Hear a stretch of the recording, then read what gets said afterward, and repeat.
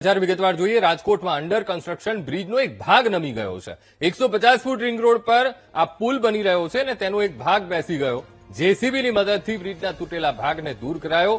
તો કોરાટ ચોક પાસે પુલનો એક ભાગ એક બાજુથી નમી ગયો અકસ્માતમાં સદનસીબે કોઈ જાનહાનિ નથી થઈ તો હવે તંત્રે કામગીરી હાથ ધરી છે Rajkot 150 foot ring road Korat ચોક અને ત્યાં બ્રિજ બની રહ્યો છે અને આ નિર્માણાધીન બ્રિજનો એક ભાગ એ તૂટી પડ્યો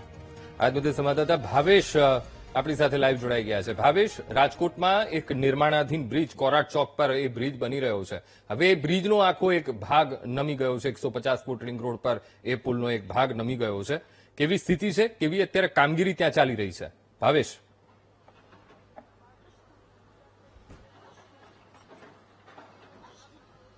ચોક્કસથી અંકુર રાજકોટના નવા 150 ફૂટ રિંગ રોડ ઉપર આવેલા કોરાટ ચોક નજીક આજે આ નવો નિર્માણાધીન પુલ છે તેનો જે એક ભાગ છે તે પડી ગયો છે આપ સીધા દ્રશ્યો જોઈ શકો છો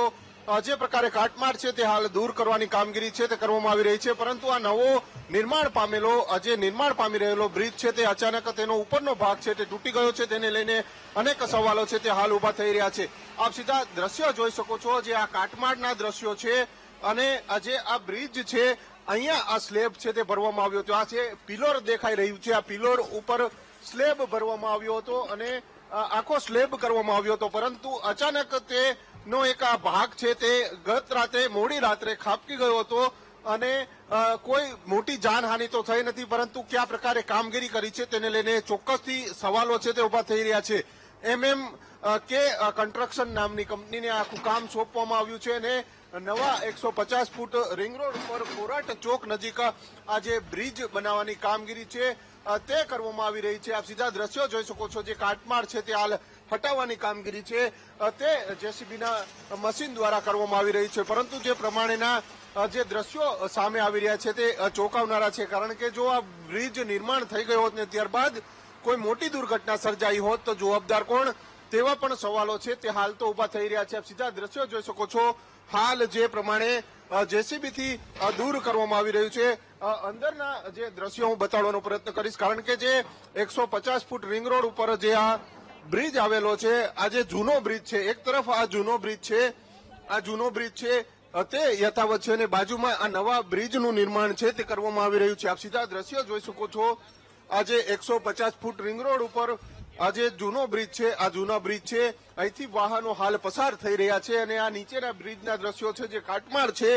તે જોવા મળી રહ્યો છે પરંતુ ચોક્કસથી સવાલો અનેક ઉભા થઈ રહ્યા છે કારણ કે જે પ્રમાણે બ્રિજની કામગીરી કરવામાં આવી હતી ને તેને જ લઈને આ ક્યાંક ને ક્યાંક બ્રિજ છે